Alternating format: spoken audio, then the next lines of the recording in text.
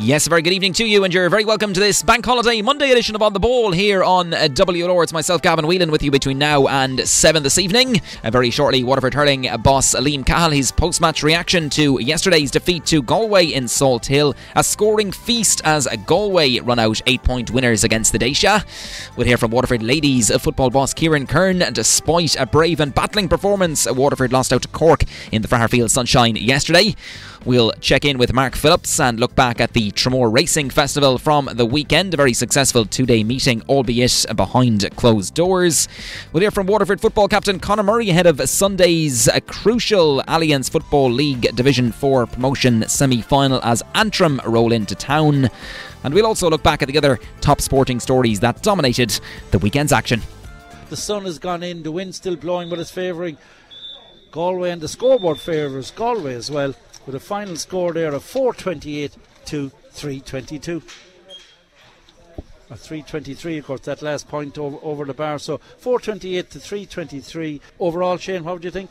Yeah, I suppose it was a score feast and fun in the sun and things like that, but I'm not sure that's what Liam Cahill wanted here today. I think he wanted our fellas to show stronger, to show better.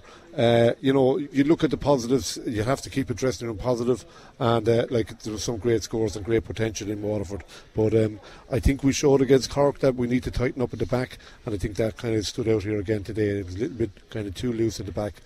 Galway got in for too many scores. Sean O'Brien played very well in the goal. I couldn't fault him whatsoever, but I made some very good saves and kind of kept us in the game on occasions. Yeah, very good evening to you once again, and you're very welcome along to this Bank Holiday Monday edition of On the Ball here on WLR, Monday the 7th of June. And I suppose to start this evening, just want to wish the best of luck and hope everything goes well for all those businesses who reopened their doors this morning, be it in terms of the outdoor dining. There's gyms, cinemas reopening, etc. Various underage GA competitions, LGFA and Camogie kicking off tonight and running later on in the week, right throughout the summer we hope. And there's soccer and various sporting competitions kicking off. Just great to see people back on the fields, and do hope things can stay on course and we can have an exciting summer.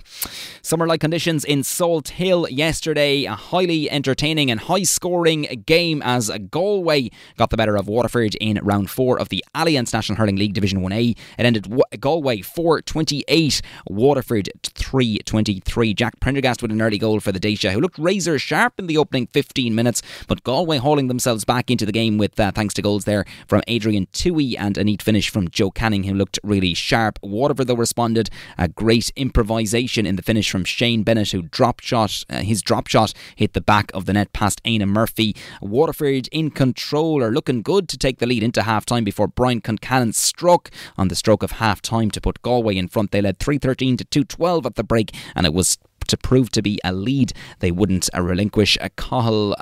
Brian Concannon got his second goal of the game in the second half. Then Waterford turning over possession after conceding a short puck out. He billowed the net. Joe Canning contributing 1-8 for Galway. Conor Whelan, he looked razor sharp throughout with 6 points in play. Evan Nyland, big introduction off the bench as well. He ended with 4 for Waterford. Top scorer for the Daisha yesterday was Stephen Bennett with 8 points, 6 coming from frees and 1 from a sideline. Desi Hutchinson looking sharp as well. He got 1-3, including that blistering goal in the second half. And what about Calum Lyons at wing back? 5 points in play. The Ballyloughlore man hit from the number 5 jersey and really seems to be hurling out of his skin. But I suppose plenty of talking points about the high scoring nature of the game, and maybe a lot of long distance shooting and not much maybe pressure being exerted on long distance scores. But I have to say, from being one of the lucky ones to be in Salt Hill yesterday, I thought it was highly entertaining. A bit open at times. Maybe that's what we're getting in terms of the league, the fact there is no real knockout stages unless the counties will meet later on in the championship. There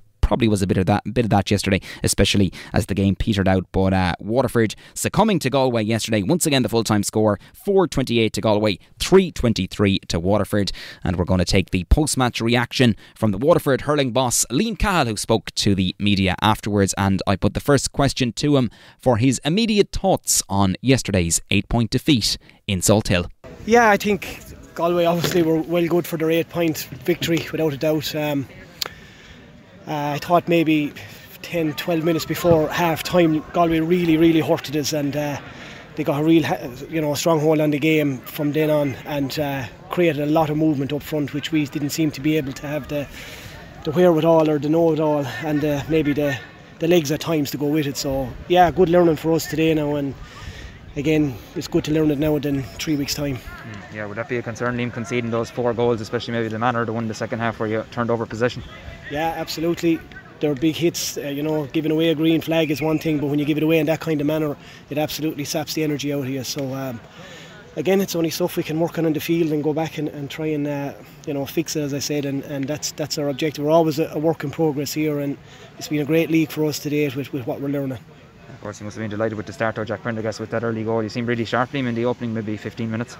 Yeah, we did. We looked in good control. We definitely did, up to, as I said, that 10-minute spell before half time where Galway just cut us open. And suddenly, like, we were 6 out at one stage to being 4 down at half time. It's a hard one to try and gather yourself back and go again. But in fairness to the lads, they started the second half, they started well, and then them unforced errors again cost us. So it's difficult. It's going to be a job again for me and the management team and everyone involved to correct it and make sure we try and get it right for ultimately 3 weeks' time. Yeah, but I suppose, as you say, is it good it happens today, I suppose, rather than maybe Clare in a couple of weeks' time, that you have a couple of weeks now to work on this, Liam, although that Clare game, it is only around the corner as well, I suppose. Yeah, and Clare were really impressive last night again Dublin, like 30-something scores, and so it's really competitive, and we all know that, and the little things that came out of today, we can't keep saying every week that we have time to fix it. Ultimately, the time will come where you won't get a chance to fix it. So, if I'm standing here with the same complaints or the same issues in 3 weeks' time, well, then we'll be in trouble, You must have been delighted to see Shane Bennett hit the back of the net there in the second half. He showed great potential. He has that ability, Liam, and no doubt that's good for his confidence. Yeah, it's good for his confidence. Shane still didn't fully see out the match, so we need to get another good 2 weeks or 3 weeks of fitness into Shane and one or two others, and but it's good to have him back, and he's a good player, and I'm delighted to have him back in the Waterford setup.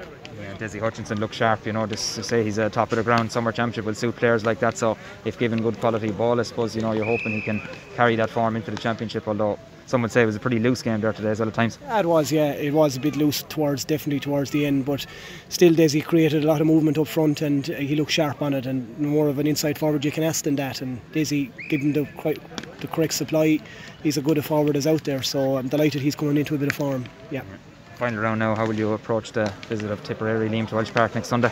Yeah, sure, we'll try and keep our 100% record intact in Welsh Park. We're going to try and win the match, and still, a couple of areas I suppose we still have to look at, one or two individuals in one or two different positions again, and that'll be it then. Ultimately, that's our last throw of the dice until championship. So yeah, looking forward to next Sunday. Yeah, it's not the symptom. It's very similar to your Cork game. The goals came, at almost one on top of each other. What do you put that down to within your own team? It seems to happen a little bit now. I suppose it's a lack of communication, maybe in some areas, a lack of a bit of aggressiveness, and there's a combination of things, and I won't hide behind it. It is worrying that whatever about giving away one goal, when you give away 4 a match or 5 in the case with Cork, you're not going to win these games, and we really have to address that, and we'll do our best to do it, and see can we prepare fellas mentally again that when it happens that you go back to basics and you go back to being ordinary, and you just nail down that period of time to see it out and get your rhythm back up and running. And today, like, we spluttered a lot, we started and stopped a lot of times, but when we were good, I thought we were we looked decent, so we have to take the positives out of that as well. Liam, 323, did you ever think in all your time in hurling that you'd come to a stage where teams can score 323 and not be in with the smell of winning a game? That's true, it's a great question. You'd always think coming up, if someone told me this morning we scored 323, you'd say, geez, we'll get a result up here in Salt Hill, which is a tough place to come to, but that's the modern game now. But again, it's about what happens, I suppose, at the back, and when you give away 4 green flags, it just doesn't justify the 323 or whatever it was on the board at the other side. So yeah. Do you think it's sustainable into the future? I mean, I think when you counted the scores today and the wides, you're up to about 70 chances in a 70-minute game. I mean, is that sustainable into the future for the game? Yeah, I don't know. It is as it is. Like the players now are immensely skillful. people forget that, like, and they're conditioned, extremely fit athletes compared to even 3 or 4 or 5 years ago. Like, it's gone to a new level. So when you have players with the, that have the ability with one flick of the wrist from 70 yards to put it over the bar, like, you can't tell them not go for it. You know what I mean? So it is as it is. What can we do? It's the modern game now, and it's fast and it's lively and it's high scoring, and we just have to see how the championship will progress. Can you foresee interventions coming if scoring rates remain this high? Can you see some? I wouldn't like to see that. Like, the game of hurling should be free flowing. It's a game of instinct. So if a fella in a half back line is 70 or 80 yards from goal, as I said, and his instinct is to have a pop and putting it over the bar, why would you stop him from doing that? We're coaching young fellas at every level to open their shoulders and be able to drive the ball. So, why would you restrict that kind of skill?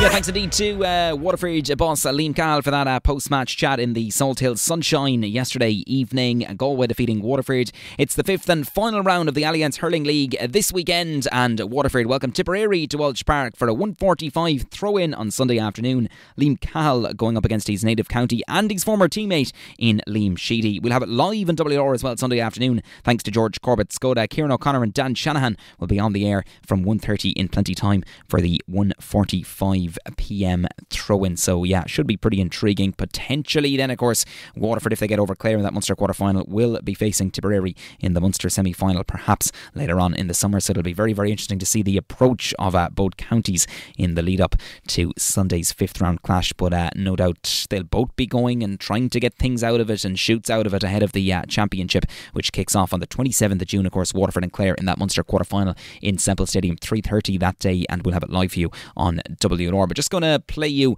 some of the views of some of the game's leading managers and where hurling is at the moment in terms of the amount of people talking about the high scores and things like that. This is a piece League Sunday put together last night, and it's starting with Laois manager Seamus Cheddar Plunkett. I think there's an awful lot of rubbish, Dara, to be honest about you, spoken about hurling. Some people are giving out about teams scoring 30 points. It does appear that the game has changed in the last 4 months whilst we've all been at home, and somebody has decided to take the tackle out of the game. Looking over the broad spectrum of games, the volume of frees, the stop-start nature. The referees are getting a lot of criticism about the amount of frees, but when you look at it, and even you look at the reaction of the players here, in the main, these are actually frees that the players are committing. And I think for the first time in a long time, it appears as if the referees are refereeing the rules by the laws of the game. The tackle is not defined in hurling. The use of the spear hand is a problem, but I suppose there's a difference here. So if somebody grabs somebody's hand and doesn't allow them release the ball, that's a free. But what else do you do with the spear hand if someone is running at you? I don't know any hurling person that would agree with some of the rules that's going on now. And it's, on the other side, I'd say, Darrell, it's very, very tough on the referees to interpret those properly and try and suit everybody here. We're seeing glorified freak-taking competitions. The referee's interpretation of the rules and our understanding of that is at an all-time low. We just have to see how the championship plan out. There was massive scores again today, but sure, that's the game of hurling. It's a game of instinct. You play it fast, and the ball is travelling, and really, I suppose when crowds come back, we'll really see excitement as well from the time it comes. I think it is in a good state. I think there was maybe a bit of an overreaction at the start of the league about the frees, etc. It seems to happen every year, so it's going to wash itself out, and it looks like it is doing so again.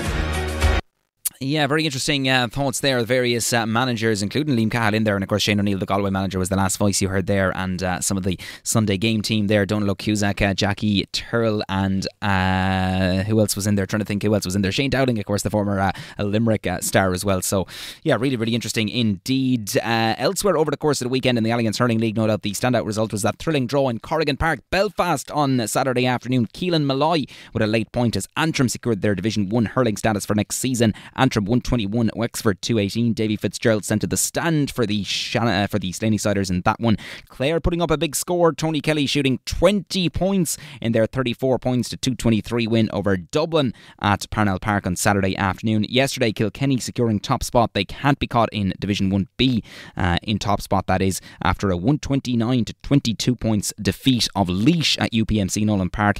Limerick, impressive winners over Cork at the LIT Gaelic Grounds on Saturday night. 33 points to 219 getting the better of Cork, and Tipperary with a facile 427 to 16 points win over Westmeath at TEG Cusack Park yesterday afternoon. Other big hurling story over the weekend, Offaly earning promotion back to the top flight for next season after a resounding win over Down at Borden O'Connor Park yesterday. Offaly 525, Down 119 the full time in that one. We'll be back after the break and get reflections on yesterday's ladies football action. No joy for Waterford despite a brave performance against Cork in Fairfield.